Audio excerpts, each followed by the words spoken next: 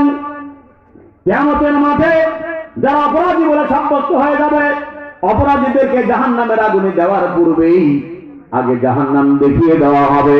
জাহান্নাম আগে অপরাধীরা দেখবে, আগে জাহান্নাম দেখবে, পরে জাহান্নামে যাবে। কি বললাম?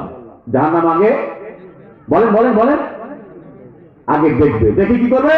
এই করে আল্লাহ পাক বলেন, জাহান্নামীরা জাহান্নাম দেখবে, দেখার পরে দুনিয়ার কথা স্মরণ করবে।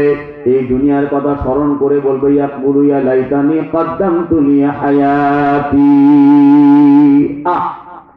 লি হায়াতি, আমার হায়াতের জীবন যখন ছিল, শুনতেছেন, আমার হায়াতের জীবন যখন ছিল তখন যদি আমি আল্লাহর গোলামি করতাম, হায়াতের জীবনটাকে ভালো ভালো কাজে লাগাতাম, আখিরাতের জন্য পুঁজি জোগাড় করতাম, তাহলে আজকে আমাকে কঠিন জাহান্নামের আগুনে যেতে হতো না।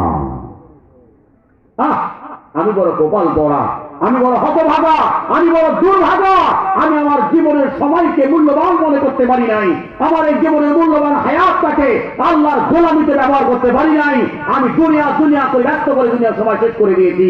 আহারে, দুনিয়াটাকে ভালো কাজে না লাগার অপরাধে, সময়কে অপচয় করার অপরাধে, আল্লাহর হুকুম মেনে না চলার অপরাধে আজকে আমাকে জাহান্নামে আগুনে যেতে হচ্ছে। আমার আর কোনো পথ খোলা না। ডাকি যদি একবার আল্লাহ আমাকে